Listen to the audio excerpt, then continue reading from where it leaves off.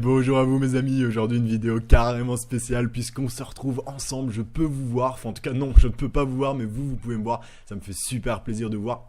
Je vous fais à tous des gros bisous, à tous ceux qui me suivent depuis le début. C'est quelque chose qui m'a été beaucoup demandé que je me stream, entre guillemets, que je me montre un petit peu. Donc voilà, je le fais avec un nouveau montage, un nouveau logiciel, quelque chose de bien propre en HD.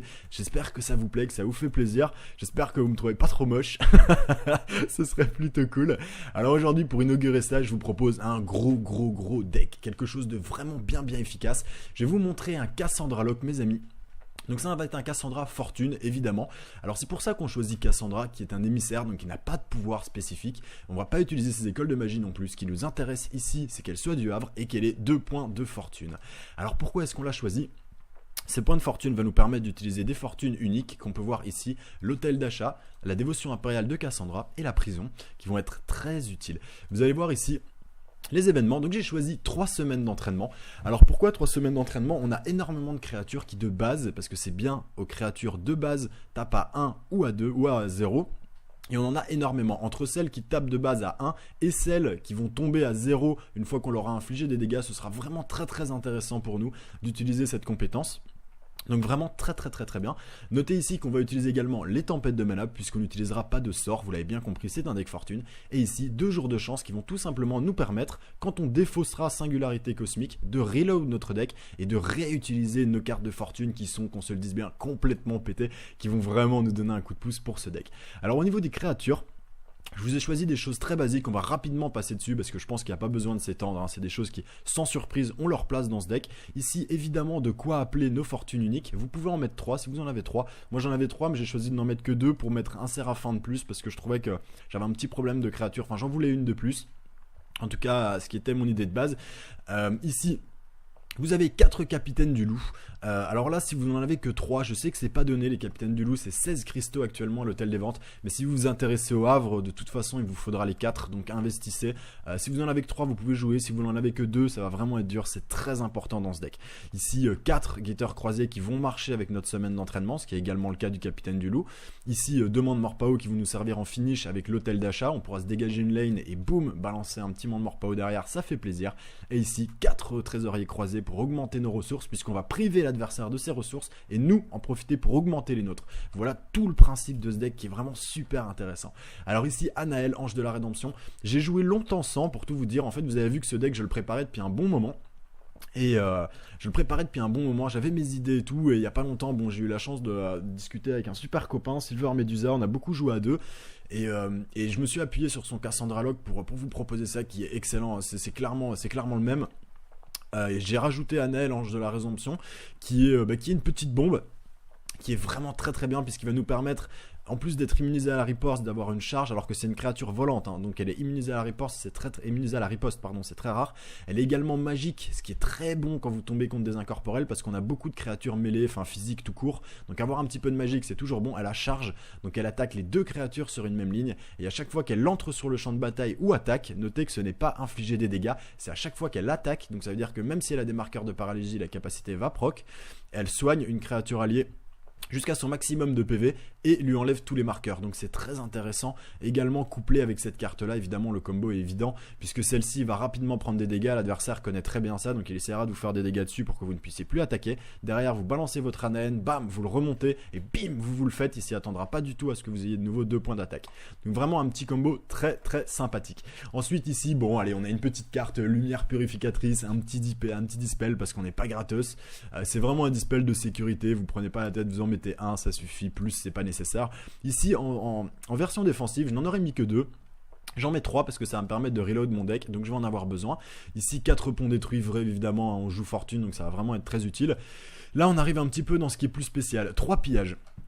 Alors, eh bien les pillages, mes amis, c'est très pratique. Évidemment, utiliser d'une façon offensive, vous diminuez par 2 les ressources de l'adversaire. C'est énorme. En late game, ça permet vraiment d'handicaper l'adversaire. Et notez une chose, c'est arrondi en plus au nombre inférieur. Ça veut dire que si vous l'utilisez sur un adversaire qui devait avoir 5 points de ressources, il va tomber non pas à 3, mais à 2 points de ressources, quoi, au lieu de 5. C'est-à-dire qu'il perd vraiment beaucoup. Alors ici, les fortunes uniques, vous devez les avoir, les 3, c'est capital. À la limite, peut-être que c'est jouable sans hôtel d'achat, peut-être. peut-être, mais sincèrement c'est une perte énorme pour le deck, hein. Vous perdez au moins 25% d'efficacité, parce que l'hôtel d'achat va souvent vous débloquer des situations et vous permettra de finir la game. Alors ici, on va le plus souvent l'utiliser pour détruire une créature alliée ciblée et tuer une créature à l'adverse, ce qui va nous permettre de débloquer une lane et comme je vous l'ai dit avant, de passer un monde mort PAO. Ça c'est pas une fortune unique, mais je vous la montre parce qu'elle est là. Elle va nous permettre de défausser notre main. Ça peut être utilisé d'une façon offensive. Vous manquez de cartes, vous avez vraiment une mauvaise main, il vous reste plus qu'un réalignement, boum, vous le faites et vous repiochez. Ça peut également vous permettre de défausser une singularité cosmique et hop, de remettre votre cimetière dans votre bibliothèque, donc très utile. Et ça peut permettre de défausser l'adversaire s'il a une main qu'on suspecte d'être un peu trop bonne ou qu'il accumule les cartes. Ça peut être assez intéressant pour récupérer un petit peu de carte advantage. Donc notez bien une chose, si vous défaussez votre adversaire, pensez bien ça, si c'est un héros un peu salace qui peut rappeler ses sorts, pensez bien qu'il va les avoir dans son cimetière, les sorts qu'il avait en main, et que ça peut lui permettre de les rappeler quasiment tout de suite, enfin très facilement, donc faites attention avec cette carte quand même de ce côté-là. Dévotion impériale de Cassandra, une carte magnifique qui va nous aider d'abord à nous soigner, et en plus à gagner un point par créature présente sur la board, donc ça marche. Elle donne un point de soin et un point de ressources pour chaque créature présente sur la board. Ça marche également pour les créatures adverses, évidemment, donc c'est très intéressant. Pourquoi? Vous tombez contre un Kragak, vous avez un jeu assez lent, tandis que lui, il balance plein de créatures, il vous casse les noix, il vous en met plein la tronche. Ok, derrière, vous balancez une dévotion impériale de Cassandra. Vous remontez tous vos points de vie parce que lui il a spammé la board, il a plein de créatures, donc vous vous soignez à mort comme un porc derrière et en plus de ça vous chopez plein de points de ressources et là boum vous contrez sanction directement. Ici la prison, donc qui est la pierre angulaire de ce deck, vous l'aurez bien compris, on essaiera de la rappeler le plus souvent et de la réutiliser, qui va tout simplement priver les ressources de l'adversaire lors de son tour. Il n'aura aucune ressource donc il pourra attaquer avec ses créatures mais pas lancer de sort, ni piocher, ni poser d'autres créatures évidemment. Notez également une autre chose qui est très intéressante avec cette carte, vous pouvez l'utiliser de plusieurs façons. Si vous l'utilisez, admettons au 10e tour, elle est évidemment plus intéressante puisque vous allez payer 5 et vous allez priver de 10 points de ressources votre adversaire. Mais vous pouvez également l'utiliser d'une façon très offensive dès le début de la game, enfin le plus rapidement possible pour que votre adversaire prenne un tour de ressources. Parce que non seulement vous allez le priver de ses ressources, c'est-à-dire que lui, normalement, il avait 5 points, tac, c'est votre tour, vous passez votre tour, il aurait dû monter à 6 et avoir 6, ça va être à 6 sur 6, donc avoir 6 à dépenser et 6 de possibilités de ressources, en fait de production de ressources, et bien vous allez également bloquer ses ressources. C'est-à-dire que vous allez le mettre à 0, mais il va rester sur 5. Ce qui veut dire que le tour d'après, quand vous rejouez, votre adversaire aura un point de ressources en moins que vous, et ce jusqu'à la fin de la game. Donc c'est vraiment un avantage. Si vous faites ça dès le tour 5, et vous arrivez jusqu'au tour, admettons, je dis n'importe quoi, 15, et bien votre adversaire aura perdu non seulement les 5 points, mais en plus les 10 points qu'il aura perdu à chaque tour avec ce retard qu'il a eu. Donc ça fait vraiment un gros effet. Faites attention, ne le jouez pas n'importe quoi, il faut vraiment un petit feeling sur ce deck, il faut vraiment savoir le jouer. Au moment où vous avez vraiment un bon board control, vous êtes devant et c'est là que vous tenez votre adversaire. Vous sentez que là, vous allez dominer ces créatures ou alors vous les avez déjà dominées et là vous loquez, boum, directement. Et le top c'est d'envoyer, vous commencez par envoyer des bonnes prisons, boum, et derrière vous loquez avec les pillages. Et voilà, le mec il est coincé, il a plus de ressources, vous tapez son héros, enfin vous lui en mettez plein la tronche. Vous pendant ce temps-là, vous avez vos... comment il s'appelle, vos trésoriers croisés, je me rappelle du nom, et vous emmagasinez des ressources, vous posez des créatures, et en même temps vous le loquez, quoi. Et le mec il peut rien faire, il ne peut pas revenir. Peu importe ce qu'il joue, il ne peut pas revenir. Ce deck est également très fort, pourquoi? Parce que vous pouvez contrer énormément de choses. Vous jouez contre un slowpoke, ok, vous posez vos créatures. Lui, voilà, il va casser les noix. Vous êtes là, vous avez la board bien remplie, vous savez comment c'est contre les slowpoke, vous remplissez la board comme un ouf. Et le mec là, il n'a pas de créature sur la board, il vous fait des boucliers de pierre, toutes ces conneries, clac. Et voilà, il vous fait son bouclier de pierre, vous avez la board remplie, vous balancez une prison, tac, vous passez votre tour, derrière le mec il a 0 de ressources, il peut pas poser de contrôle, rien du tout, et vous tapez direct, boum avec toutes vos créatures, et vous le faites en un tour. Voilà les amis, on va tout de suite se faire une petite partie. On va voir un petit peu sur les ladders s'il y a quelqu'un qui veut se friter avec nous. J'espère que ça va le faire. Pendant ce temps-là, je fais une petite pause dégustation de grenadine. Vous m'excuserez, pour le coup, vous allez le voir. Donc voilà, cette excellente grenadine dans un verre Jupiler, parce que bon, on a un belge où on l'est pas. Même si ma chambre, j'ai vu ça sur le... ça m'a bien fait rire, attendez. Ça m'a bien fait rire. J'ai vu sur les vidéos, parce que j'ai fait beaucoup de tests, vous avez pu voir que ici dans le coin j'ai rajouté une petite bannière, là il y a ma petite tête, donc salut les amis, ça me fait plaisir de vous voir. J'ai fait beaucoup de tests et j'ai vu que ma chambre, quand on le voyait de la caméra, elle était peinte comme le drapeau français, bleu, blanc, rouge. Ça fait un drôle d'effet, mais je suis belge, j'habite en France mais je suis belge. Et voilà, je sais pas pourquoi je vous parle de ça, je raconte ma life, c'est génial. Allez. Donc on tombe contre un Akamas, c'est dommage, j'ai pas la fortune Cassandra, parce que ça va quand même envoyer de la créature assez violemment, hein, les Akamas. Faudra faire attention également au pont détruit. On peut voir qu'il est tout de suite monté en fortune. Donc ça va être assez dangereux pour nous. Donc là, bon, bien évidemment, on va tout de suite le pourrir. Évidemment, on lui fait perdre son temps. Ici, on balance un petit loulou. On va tout de suite se mettre également ceci. Un petit inconvénient là, c'est que on va être très très sensible au pont détruit. On voit qu'il joue fortune, donc il y a toutes les chances qu'il les ait. Puisque pour maximiser les dégâts de nos capitaines du loup, on devra mettre des créatures autour et une derrière sur une même ligne. Donc c'est assez gênant. Donc je pense que ce que j'essaierai de faire, c'est de mettre une créature derrière vraiment en dernier recours, si vraiment j'en ai besoin. Parce que sinon vous prendre un pont détruit là-dessus, regardez là derrière je serais bien tenté, je vais être à 4 de ressources parce que j'ai posé ça. Je vais même être à 5 en fait.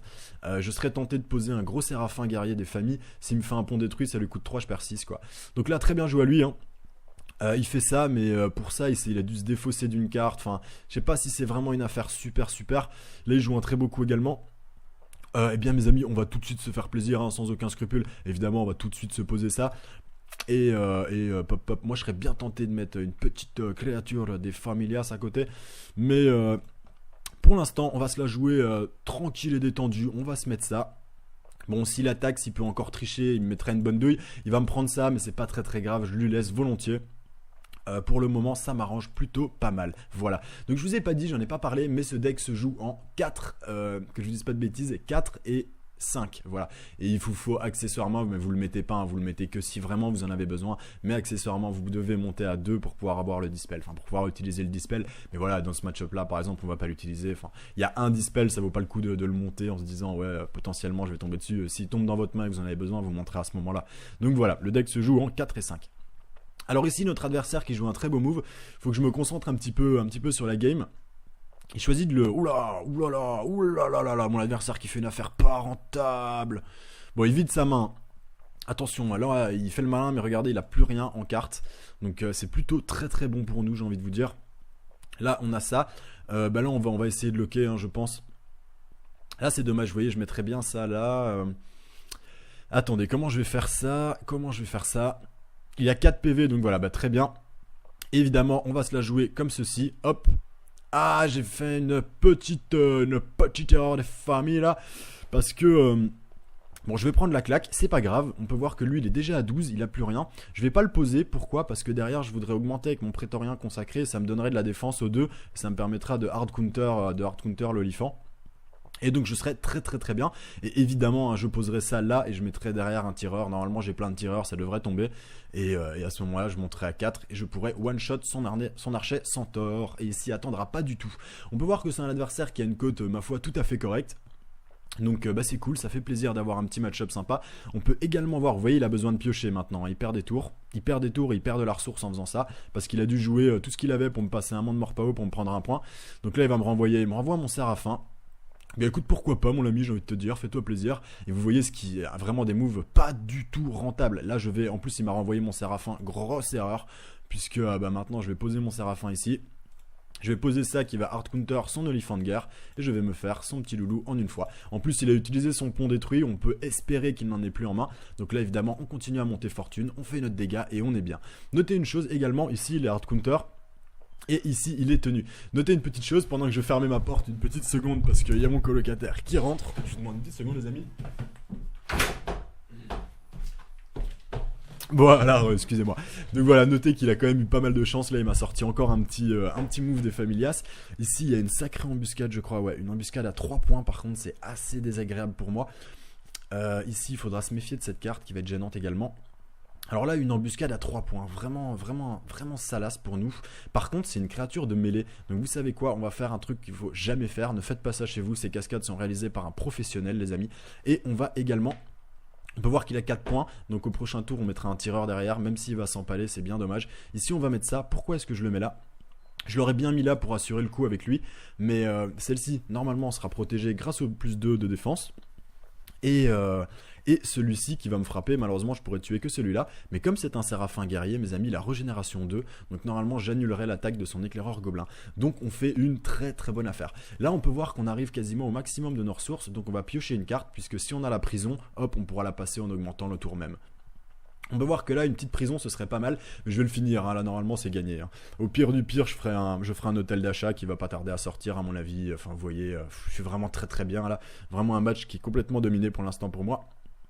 Donc là, une bonne affaire, puisqu'avec le plus de défense, normalement, celui-là ne pourra rien faire. C'est un petit peu risqué, ça, hein. C'est un petit peu risqué, parce que s'il a une carte qui permet d'augmenter les dégâts, bon, j'ai un peu dans le baba, je perds cette ligne. Mais c'est pas très très grave, puisqu'il faut noter quand même que un autre aspect très intéressant du Capitaine du Loup, c'est qu'il a le châtiment, donc c'est-à-dire qu'avant de mourir, il inflige ses dégâts. Donc vraiment une bonne affaire pour nous. C'est-à-dire qu'au pire, il me le tue, il prend 2 points de dégâts. Derrière, je me le gère, je sais pas avec quoi, mais on se le fait, quoi. Il y a moyen de négocier, il y a moyen de dealer. On peut voir que mon adversaire, là, il est un petit peu dans l'embarras. 7 points, je sais pas ce qu'il a en main, j'imagine qu'il a pas mal de cartes contrôle, parce que là à 7 points, franchement il devrait me balancer un orc corrompu ou un truc comme ça. Ça c'est le nouveau deck, hein. C'est la nouvelle grande mode, le Hakamas. Je sais pas exactement, pour tout vous dire, je me suis pas encore très très bien penché sur la question, mais ça va arriver en tutoriel sous peu. Il faudrait que j'en parle un petit peu, qu'on m'en parle, parce que j'aime pas vous proposer un deck sans avoir, j'aime bien parler avec le joueur qui l'a créé, enfin savoir un petit peu comment ça se passe, vous proposer quelque chose de vraiment pointu, quoi, pas vous dire voilà il y a des mécaniques à comprendre et ce genre de choses que vous pouvez vraiment bien assimiler en parlant avec les joueurs qui ont fait les decks en question. Donc je vais pas vous le présenter alors que pour l'instant je le connais pas plus que ça. Donc on va voir si j'arrive à trouver quelqu'un qui saura m'en dire du bien, et à ce moment-là je vous expliquerai tout. Donc voilà, mon adversaire qui oublie. Enfin, qui est là dans l'os, quoi, qu'on se le dise bien. Donc là, on va tout de suite montrer qu'on n'est pas gratos. Avec un petit event et c'est cadeau. Donc ça, c'est juste pour rigoler. Hop, je lui fais un petit réalignement cosmique pour voir ce que j'avais après. Et voilà mes amis, donc vous voyez, hein, vraiment très facile. J'ai pas eu besoin malheureusement des cartes, de fortune. J'aurais bien aimé vous montrer ça, mais ça risque d'être un petit peu long au niveau du format, hein. Je vois au niveau du temps que je suis déjà un petit peu long. Je pense que ça suffira pour le moment. On va terminer comme ça, je vais vous montrer... au niveau du deck, rapidement encore une dernière fois ce dont vous pouvez vous passer, parce qu'il y a des choses qui sont vraiment vitales, hein. Il y a certaines choses, sincèrement mes amis, si vous les avez pas, c'est chaud. 3 capitaines du loup, c'est vraiment le minimum, voilà. Anaël, on peut s'en passer, vous avez vu que cette partie j'en ai pas eu besoin, j'ai gagné très facilement, mais il vous le faut quand même, hein. Et vraiment, ce serait vraiment bien de l'avoir. L'hôtel d'achat, c'est vraiment un gros sacrifice si vous ne l'avez pas, mais je pense qu'on peut jouer sans, je pense que c'est possible. Moi je l'avais, donc j'ai pas eu le souci. Mais vraiment, essayez vraiment de l'avoir en tout cas, parce que si vous l'avez pas, ça va vraiment être pénalisant mes amis. Et ici, très important, dévotion impériale de Cassandra et prison, ça c'est des must-have. Si vous les avez pas, vous ne pouvez pas jouer ce deck, hein. Ici, malheureusement dans la game, je n'ai pas eu l'occasion de vous la montrer. Et de toute façon, c'est un deck que j'aime beaucoup, hein. Je vais le rejouer, je vais certainement le jouer en tournoi de temps en temps.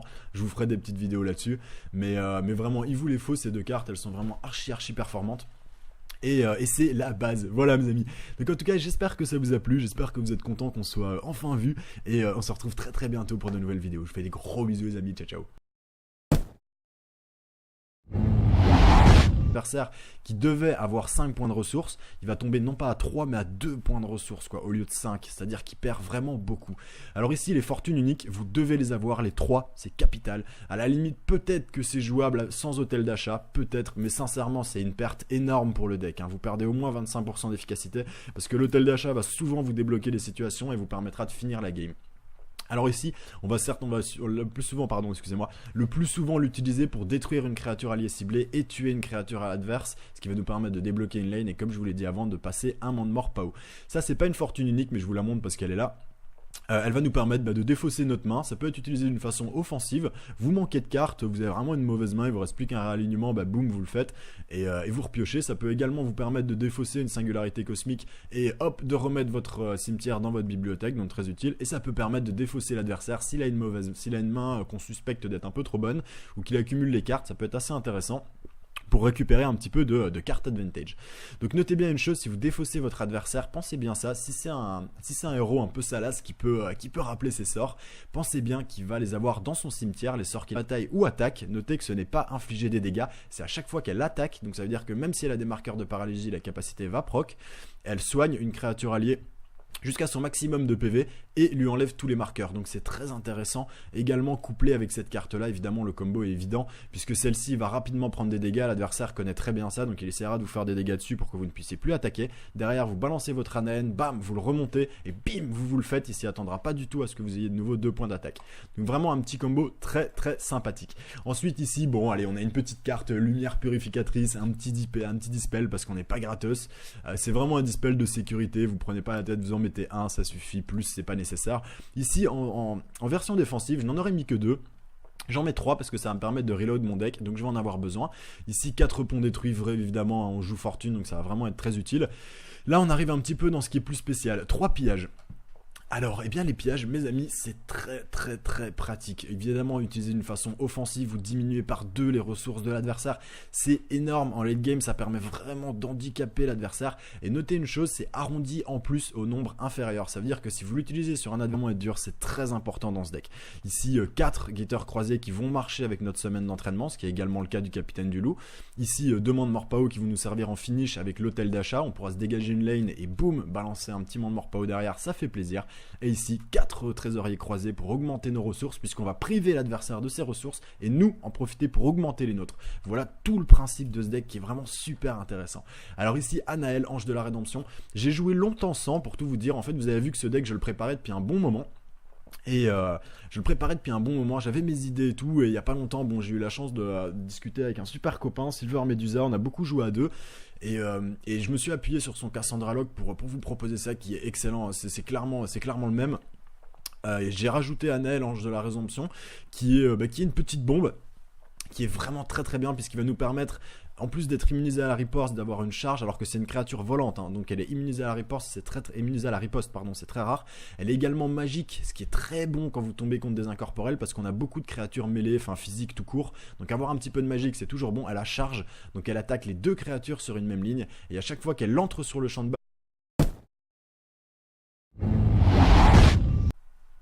Bonjour à vous mes amis, aujourd'hui une vidéo carrément spéciale puisqu'on se retrouve ensemble, je peux vous voir, enfin en tout cas non, je ne peux pas vous voir mais vous pouvez me voir, ça me fait super plaisir de vous voir. Je vous fais à tous des gros bisous à tous ceux qui me suivent depuis le début. C'est quelque chose qui m'a été beaucoup demandé que je me stream, entre guillemets, que je me montre un petit peu. Donc voilà, je le fais avec un nouveau montage, un nouveau logiciel, quelque chose de bien propre en HD. J'espère que ça vous plaît, que ça vous fait plaisir. J'espère que vous me trouvez pas trop moche. Ce serait plutôt cool. Alors aujourd'hui, pour inaugurer ça, je vous propose un gros deck. Quelque chose de vraiment bien efficace. Je vais vous montrer un Cassandra Lock, mes amis. Donc ça va être un Cassandra Fortune, évidemment. Alors c'est pour ça qu'on choisit Cassandra, qui est un émissaire, donc qui n'a pas de pouvoir spécifique. On ne va pas utiliser ses écoles de magie non plus. Ce qui nous intéresse ici, c'est qu'elle soit du Havre et qu'elle ait 2 points de fortune. Alors pourquoi est-ce qu'on l'a choisi ? Ces points de fortune vont nous permettre d'utiliser des fortunes uniques qu'on peut voir ici, l'hôtel d'achat, la dévotion impériale de Cassandra et la prison, qui vont être très utiles. Vous allez voir ici les événements, donc j'ai choisi 3 semaines d'entraînement. Alors pourquoi 3 semaines d'entraînement? On a énormément de créatures qui de base, parce que c'est bien aux créatures de base, tapent à 1 ou à 2 ou à 0. Et on en a énormément, entre celles qui tapent de base à 1 et celles qui vont tomber à 0 une fois qu'on leur a infligé des dégâts. Ce sera vraiment très intéressant pour nous d'utiliser cette compétence. Donc vraiment très bien. Notez ici qu'on va utiliser également les tempêtes de mana puisqu'on n'utilisera pas de sort, vous l'avez bien compris, c'est un deck fortune. Et ici 2 jours de chance qui vont tout simplement nous permettre, quand on défaussera singularité cosmique, de reload notre deck et de réutiliser nos cartes de fortune qui sont, qu'on se le dise bien, complètement pétées, qui vont vraiment nous donner un coup de pouce pour ce deck.